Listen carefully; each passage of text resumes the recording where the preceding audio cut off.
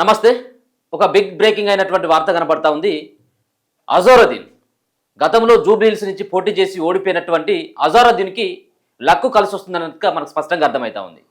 ఒక పక్కన జూబ్లీహిల్స్ ఉప ఎన్నికల్లో అజారుద్దీన్ యొక్క పేరు స్పష్టంగా వినిపించినప్పటికీ చివరి నిమిషంలో చాకచక్యంగా ఆయనను తప్పించడం జరిగింది. ఆయనకు ఎమ్మెల్సీగా అవకాశం ఇవ్వడం జరిగింది. ఎమ్మెల్సీగా అవకాశం ఇచ్చిన తర్వాత ఒక హామీ, స్పష్టమైనటువంటి హామీ ఒక పక్కన రేవంత్ రెడ్డి నుంచి కానీ అలాగే కాంగ్రెస్ పార్టీ అధిష్టానం నుంచి ఒక స్పష్టమైనటువంటి హామీ రావడం జరిగింది. ఆయన ఎమ్మెల్సీ కాదు, నెక్స్ట్ క్యాబినెట్లో కూడా తీసుకుంటామని చెప్పేసి హామీ ఇవ్వడం జరిగింది. దాంతో వెనక్కి తగ్గినటువంటి అజారుద్దీన్కి అదృష్టం కలిసి వచ్చింది. సో ఆయనని ఇప్పటికే రాష్ట్ర సర్కార్ సైతం కూడా ఇప్పటికే ఆయనను మంత్రివర్గంలోకి తీసుకుపోతున్నట్టుగా వార్తలు వస్తూ ఉన్నాయి. సో అసలు మంత్రివర్గంలో ఏ విధమైనటువంటి పోర్ట్ఫోలియో ఆయనకి ఇచ్చేటువంటి అవకాశం ఉన్నది. రెండు అంశాలు స్పష్టంగా కనబడతా ఉంది. హోమ్ ఇస్తారని కొన్నిసార్లు, ఎందుకంటే హోమ్ ఇప్పటికే ముఖ్యమంత్రి రేవంత్ రెడ్డి దగ్గరే ఉంది. లేదు, ఆయనకు కొంత స్పోర్ట్స్ పట్ల అవగాహన ఉంది కాబట్టి ఆయన భారత జట్టుకి, క్రికెట్ జట్టుకి కెప్టెన్గా వ్యవహరించాడు కాబట్టి ఆ స్పోర్ట్స్ కోటాతో పాటు మైనార్టీ సంక్షేమం, మైనార్టీ శాఖను సైతం కూడా ఆయనకి ఇచ్చేటువంటి ఆలోచన చేస్తున్నట్టుగా స్పష్టంగా అర్థమవుతా ఉంది. అది కూడా 1-2 డేస్లో ఫినిష్ అయ్యేటువంటి అవకాశమే కనబడతా ఉంది. ఎందుకంటే జూబ్లీహిల్స్ ఉప ఎన్నిక అనేది ఇప్పుడు అధికార కాంగ్రెస్ పార్టీకి చాలా ముఖ్యమైనటువంటి ఎన్నిక. ఎందుకంటే రానున్నటువంటి ఎన్నికల్లో ప్రభావం చూపేటటువంటి పరిస్థితి ఉంటుంది. జిహెచ్ఎంసీ కానీ రానున్నటువంటి స్థానిక సంస్థలకు సంబంధించినటువంటి ఎన్నికల్లో ఈ ఎన్నిక ప్రధానంగా కాంగ్రెస్ పార్టీకి చావో రేవో అన్నటువంటి తీరుగానే మారిపోయింది. అందుకని చెప్పేసి ఏ విధంగానైనా జూబ్లీహిల్స్లో పాగా వేయాలి, అలాగే అక్కడ ఉన్నటువంటి బీఆర్ఎస్ పార్టీ సిట్టింగ్ స్థానాన్ని ఖచ్చితంగా కాంగ్రెస్ పార్టీ ఖాతాలో వేసుకోవాలి. గ్రేటర్ హైదరాబాద్లో ఉన్నటువంటి ఏ ఒక్క సీట్లో సైతం కాంగ్రెస్ పార్టీ ఒక్క సీటు కూడా గెలవలేదు గతంలో. కాబట్టి ఈ సీట్ తోటి బోని కొట్టాలన్నటువంటి ఒక ప్రయత్నం చేస్తున్నట్టుగా తెలుస్తా ఉంది. అందుకని చెప్పేసి ఒక పక్కన అభ్యర్థి ఎంపిక కావచ్చు, గతంలో పోటీ చేసినటువంటి వ్యక్తులు కావచ్చు, టికెట్ ఆశించినటువంటి వ్యక్తులని నయాను భయాను బుజ్జగించి వాళ్ళు పక్కకు తప్పించడం జరిగింది. వాళ్ళకు కూడా ఎవరైతే టికెట్ ఆశించినటువంటి వ్యక్తులు ఉన్నారో వాళ్ళకు కూడా ఏదో నామినేటెడ్ పదవి ఇవ్వాలన్నటువంటి ప్రయత్నం కూడా చేస్తూ ఉన్నది. ఇప్పటికే మంత్రులందరూ కూడా జూబ్లీహిల్స్ ఉప ఎన్నికల్లో భాగంగా జూబ్లీహిల్స్లో ప్రతి గడప దొక్కుతా ఉన్నారు. జూబ్లీహిల్స్లో ఉన్నటువంటి ప్రతి ఓటర్ని టచ్ చేస్తూ ఉన్నారు. ఖచ్చితంగా జూబ్లీహిల్స్లో గెలవడమే ధ్యేయంగా కాంగ్రెస్ పార్టీ పెట్టుకున్నటువంటి ఒక లక్ష్యం. సో ఒకసారి కనుక ఆయన బ్యాక్గ్రౌండ్ కనుక చూసినట్టయితే ఉంటే అజారుద్దీన్ గతంలో ఉత్తరప్రదేశ్లో ఒక సీట్ నుంచి పోటీ చేసిండు. ఆయన ఉత్తరప్రదేశ్ నుంచి ఒక ఎంపీగా కూడా ఆయన పోటీ చేసిండు. అక్కడి నుంచి ఎంపీగా ప్రాతినిధ్యం వహించిండు. దాని తర్వాత రాజస్థాన్లో పోటీ చేసి ఓడిపోయినప్పటికీ ఒక పక్కన ఇండియా టీంకి గతంలో ఆయన కెప్టెన్గా చేసినటువంటిది, అలాగే గాంధీ కుటుంబానికి కాంగ్రెస్ పార్టీకి విధేయుడుగా ఉన్నటువంటి వ్యక్తి, లాయల్గా పనిచేస్తున్నటువంటి వ్యక్తి. ఇప్పటికీ కూడా అదే తరుణంలో అసదుద్దీన్ ఓవైసీ క్లాస్మేట్గా, మధు యాష్కి క్లాస్మేట్, అలాగే ఉన్నటువంటి కిరణ్ కుమార్ రెడ్డి గతంలో ఉమ్మడి ఆంధ్రప్రదేశ్లో ముఖ్యమంత్రిగా చేసినటువంటి కిరణ్ కుమార్ రెడ్డికి సైతం ఆయన క్లాస్మేట్. సో అన్ని సంబంధించినటువంటి పార్టీల నాయకులతో సత్సంబంధం ఉంది. కాంగ్రెస్ పార్టీకి విధేయుడుగా ఉన్నాడు, లాయల్గా వ్యవహరిస్తూ ఉన్నాడు. జూబ్లీహిల్స్ ఉప ఎన్నికల్లో ఆయన గతంలో పోటీ చేసి ఓడిపోయినప్పటికీ ఇప్పుడు కాంగ్రెస్ పార్టీ ఇచ్చినటువంటి ఆఫర్ని, అలాగే కాంగ్రెస్ పార్టీ పక్కకు తప్పుకోవడంతో కాస్త తప్పుకోవడంతో ఆయనకు ఎమ్మెల్సీతో పాటు మంత్రి పదవి కూడా వచ్చినటువంటి పరిస్థితి కనబడతా ఉన్నది. అలాగే గతంలో చాలా మంది ప్రతిపక్ష పార్టీలు, ఇప్పుడు బీజేపీ పార్టీ కానీ మరో పక్కన బీఆర్ఎస్ పార్టీ కానీ చాలా ఆరోపణలు చేసింది. హైదరాబాద్ నుంచి ఒక్కరు కూడా మంత్రి లేరు అనేది, అలాగే మైనార్టీల నుంచి కూడా ఒకరు కూడా మంత్రిగా ఎందుకు అవకాశం ఇవ్వట్లేదని చెప్పేసి కూడా రకరకాలైనటువంటి విమర్శలు వచ్చినాయి. ఇప్పుడు ఈ రెండు విమర్శలకి కాంగ్రెస్ పార్టీ చెక్ పెట్టింది అనుకోవచ్చు. ఎందుకంటే ఇప్పుడు మైనార్టీ వర్గం నుంచి అజారుద్దీన్కి, అలాగే హైదరాబాద్తో పాటు రంగారెడ్డి నుంచి కూడా అవకాశం కల్పించడం వ్యక్తికి అని చెప్పేసి రేపు చెప్పుకోవడానికి కూడా ఇప్పుడు కాంగ్రెస్ పార్టీకి ఇప్పుడు ఈ అంశం కలిసి వచ్చేటువంటి అంశంగా చెప్పుకోవచ్చు. ఇప్పుడు మంత్రి పదవి అజారుద్దీన్కి ఇచ్చిన తర్వాత అది 16కు చేరుకోబోతా ఉంది. ఇప్పటి వరకు అయితే 15కు మాత్రమే ఉంది. అంటే రాష్ట్ర క్యాబినెట్లో 18 మంది ఉండాలి ముఖ్యమంత్రితో పాటు. ఇప్పుడు ముఖ్యమంత్రితో పాటు 16 ఉంది, ఇంకా 2 మంత్రి పదవులు ఉన్నాయి. ఇప్పుడు ఈ అజారుద్దీన్కి ఇచ్చిన తర్వాత ఇంకా 2 మంత్రి పదవులు కూడా ఖాళీగా ఉన్నాయి. ఇప్పుడు అడ్లూరు లక్ష్మణ్ దగ్గరేమో మైనార్టీ సంక్షేమ శాఖ ఉన్నది, స్పోర్ట్స్ ఏమో స్పోర్ట్స్కు సంబంధించింది ఏమో మన వాకిడి శ్రీహరి దగ్గర ఉంది. సో ఒకటేమో వాకిడి శ్రీహరి దగ్గర నుంచి, ఇంకోటేమో అడ్లూరు లక్ష్మణ్ దగ్గర ఉన్నటువంటి ఈ రెండింటిని కలిపి ఇక్కడ అజారుద్దీన్కి ఈ 2 శాఖలను కూడా కేటాయించేటువంటి అవకాశం అయితే స్పష్టంగానైతే కనబడతా ఉన్నది. దీంతో 16 క్యాబినెట్ లో 16 మందికి చేరుకోబోతుంది. ఇంకా 2 మరి ఒకరేమో బీసీలకు ఒకటి, అలాగే ఓసీలకు సైతం కూడా ఇంకొకటి కూడా ఇస్తారన్నటువంటి ఒక ప్రచారం అయితే సాగుతుంది. ఒకవేళ లేనట్టయితే 2 బీసీలు కూడా కావచ్చు. అయితే ఒకటేమో మున్నూరు కాపు కావచ్చు, ఇంకొకరేమో యాదవ సామాజిక వర్గం నుంచి బీర్ల ఐలయ్యకు, అలాగే ఆది శ్రీనివాస్కి మున్నూరు కాపు నుంచి వాళ్ళిద్దరికి అవకాశం ఇచ్చేటువంటి పరిస్థితి కనబడతా ఉంది. దాంతో పాటు ఒకవేళ ఇవ్వాలనుకున్నట్టయితే కోమటిరెడ్డి రాజగోపాల్ రెడ్డి కూడా ఇచ్చినా కానీ మనం ఆశ్చర్యపోయే అవసరం లేదు. ఏదైనా కావచ్చు, ఇదంతా కూడా రానున్నటువంటి స్థానిక ఎన్నికల కంటే ముందే. ఇప్పుడు స్థానిక ఎన్నికలు కూడా ఇప్పుడు కాంగ్రెస్ పార్టీకి అతి ముఖ్యమైనటువంటి ఎన్నికలుగా భావిస్తూ ఉన్నది. అందుకనే ఉన్నటువంటి రాష్ట్రంలో ఉన్నటువంటి నామినేటెడ్ పోస్టులు, అలాగే చైర్మన్ పోస్టులు కావచ్చు, మిగతా సంబంధించినటువంటి డీసీసీలు కావచ్చు, ఇవి ఉన్నటువంటి అన్నిటిని కూడా ఫిల్ చేసి ఎన్నికలకు వెళ్ళాలి, స్థానిక ఎన్నికలకు అని చెప్పేసి గట్టి ప్రయత్నం చేస్తూ ఉంది. దాంట్లో భాగంగానే ఒక చాకచక్యంగా ఇప్పుడు అజారుద్దీన్కి మంత్రి పదవి ఇచ్చి జూబ్లీ హిల్స్ లో ఖచ్చితంగా మైనార్టీలు తమ వైపు లాక్కోవాలన్నటువంటి ప్రయత్నం కాంగ్రెస్ పార్టీ ఒక వ్యూహాత్మకంగా తీసుకున్నటువంటి నిర్ణయంగా చెప్పుకోవచ్చు. 1,20,000 పైన ఉన్నటువంటి ఓటర్లు జూబ్లీ హిల్స్ లో. మరి ఇప్పుడు ఈ మైనార్టీకి కనుక ఇచ్చినట్టయితే రేపు మైనార్టీ సంక్షేమం తన సంబంధించిన సామాజిక వర్గమైనటువంటి అజారుద్దీన్ దగ్గర ఉంటుంది. అలాగే జూబ్లీ హిల్స్ లో అజారుద్దీన్ ని నమ్మి గతంలో ఓట్లేసినటువంటి వాళ్ళకి ఒక భరోసా ఇచ్చినటువంటి వాళ్ళు అవుతారు. కాబట్టి ఇది ఖచ్చితంగా ఉన్నటువంటి కాంగ్రెస్ పార్టీకి కలిసి వచ్చేటువంటి అంశంగా చెప్పుకోవచ్చు. ఇది 16కు చేరుకోబోతా ఉంది. సో మాట్లాడదాం దీని పట్లనే చరణ్ కౌశిక్ గారితో, కాంగ్రెస్ పార్టీ సీనియర్ నాయకులు చరణ్ కౌశిక్ గారితో. అన్న నమస్తే, ఏం చెప్పదలుచుకున్నారు? అజారుద్దీన్కి ఇవ్వడం సరైనటువంటి నిర్ణయంగా భావిస్తా ఉన్నారు. ఏంటి మీ యొక్క వ్యూహాత్మకమైనటువంటి ఈ అడుగును ఎట్లా చూసుకోవచ్చు? మరి కేవలం జూబ్లీ హిల్స్ లో గెలవడం కోసమే మైనార్టీని ఇప్పుడు తెర మీదకి తీసుకొచ్చారనుకోవచ్చు. ఏం చెప్పదలుచుకున్నారు దీనిపైన? జూబ్లీ హిల్స్ ఎలక్షనే కాదు, తెలంగాణ రాష్ట్రంలో కాంగ్రెస్ పార్టీ సోషల్ జస్టిస్ ఎప్పుడైనా ఇంప్లిమెంట్ చేశారు. ఎందుకంటే ఇప్పటివరకు క్యాబినెట్ లో మొత్తం 18 మంది ఉండొచ్చు ముఖ్యమంత్రితో కలిపి. ఇప్పటివరకు 14 మంది మంత్రులు ముఖ్యమంత్రి గారు, అంటే 15 మంది ఉన్నారు. హైదరాబాద్ రంగారెడ్డికి క్యాబినెట్ లో మొదటి నుంచి స్థానం లేదని చెప్పేసి కొంత ఇక్కడున్న నాయకులు అడుగుతా ఉన్నారు. దానిలో భాగంగా అజారుద్దీన్ గారికి మంత్రి ఇచ్చే అవకాశం ఉండొచ్చు. ఎందుకంటే వారు ఆల్రెడీ ఎమ్మెల్సీ ఇస్తానని చెప్పేసి గవర్నర్ కూడా ఆల్రెడీ పంపించారు. అదే కాకుండా అజారుద్దీన్ గారు మంచి అనుభవం ఉన్న నాయకుడు. ఎందుకంటే గతంలో వారు ఉత్తరప్రదేశ్ ఎంపీగా పనిచేసారు, హైదరాబాద్ క్రికెట్ అధ్యక్షులుగా పనిచేసారు, కాంగ్రెస్ పార్టీ వర్కింగ్ ప్రెసిడెంట్గా పనిచేసారు. టికెట్ ఇచ్చినప్పుడు కాంగ్రెస్ లో, ఈయనప్పుడు కూడా కాంగ్రెస్ పార్టీ ఉన్నాడు. మొన్న జూబ్లీ ఎలక్షన్ లో 23లో పోటీ చేసి 16,000 ఓటుతో ఓడిపోయిన పరిస్థితి. హైదరాబాద్ వారి ఆయనలో ఇండియన్ క్రికెట్ కు క్రికెట్ కెప్టెన్ గా పనిచేసినటువంటి మంచి అనుభవం ఉన్నటువంటి నాయకుడు అజారుద్దీన్ గారు.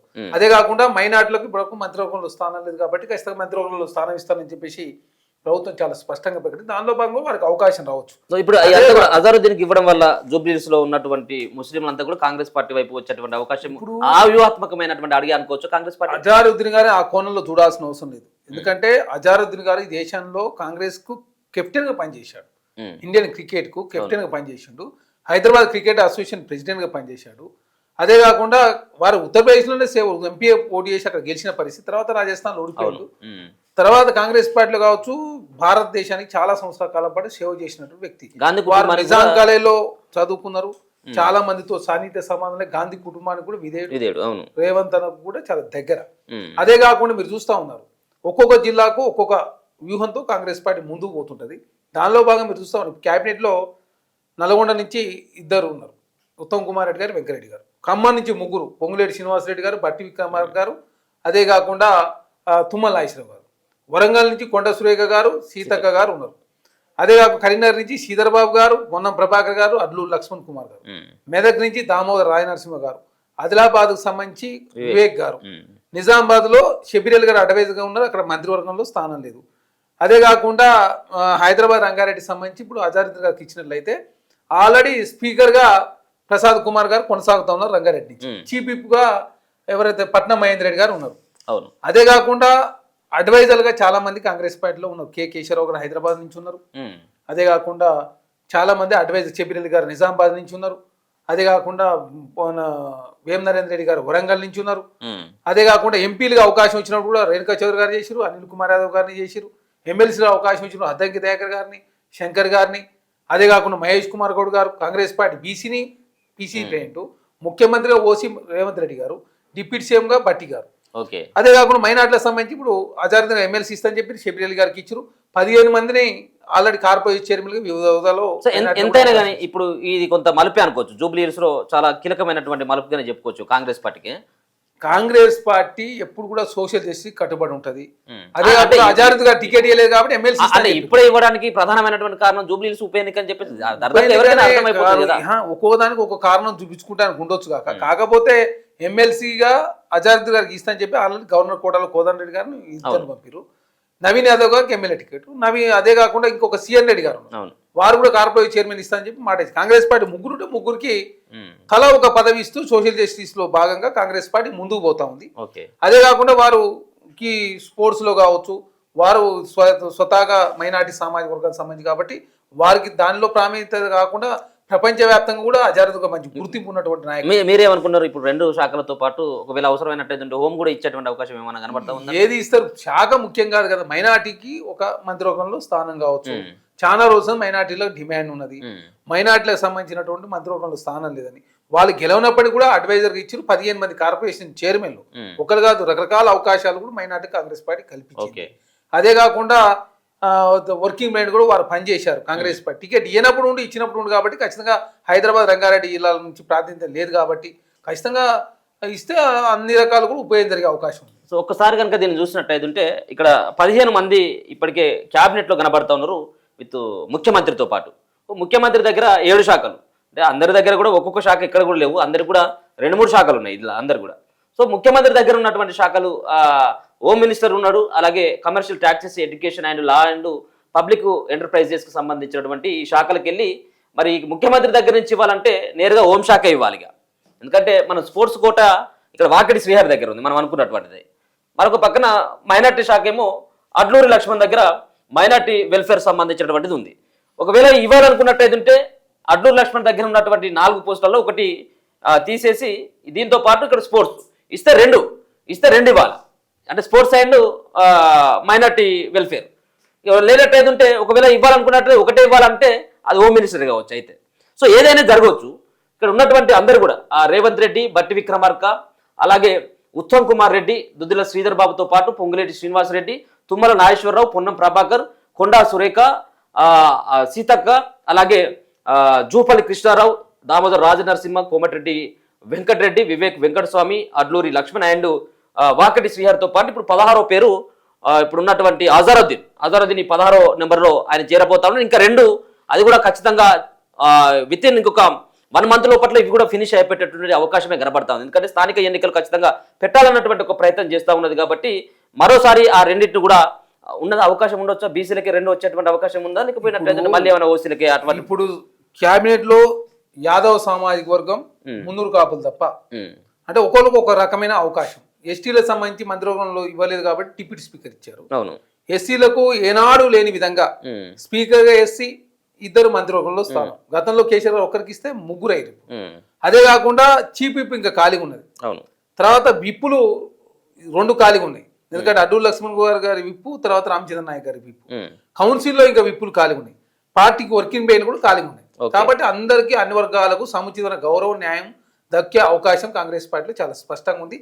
బీఆర్ఎస్ పార్టీ అంటే భారతీయ జనతా పార్టీ సంబంధించి బీసీని ముఖ్యమంత్రి చేస్తా అని చెప్పిన బీజేపీ నేత మహేష్ రెడ్డి గారు చేశారు. కౌన్సిల్లో ఏవిఎన్ రెడ్డి గారు, రాష్ట్ర అధ్యక్షుడు రామచంద్రరావు గారు. బీసీలకు ఎలాంటి ప్రాధాన్యత లేదు.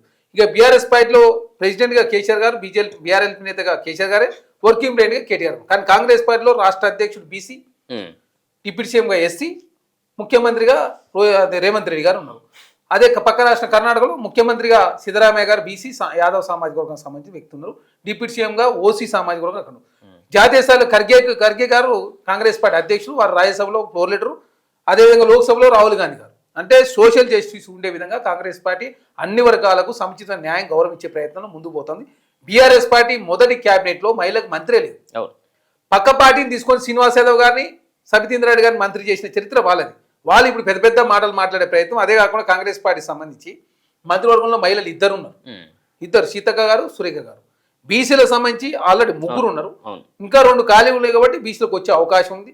అదే కాకుండా ఎవరికి కూడా నష్టం జరగని మీద అన్ని జిల్లాలకు సముచిత గౌరవం న్యాయం ఇస్తూ కాంగ్రెస్ పార్టీ ముందుకు. రైట్. సో ఇది మొత్తానికి అవసరమైనట్టయితే 2 వస్తే 2 బీసీలకు రావచ్చు.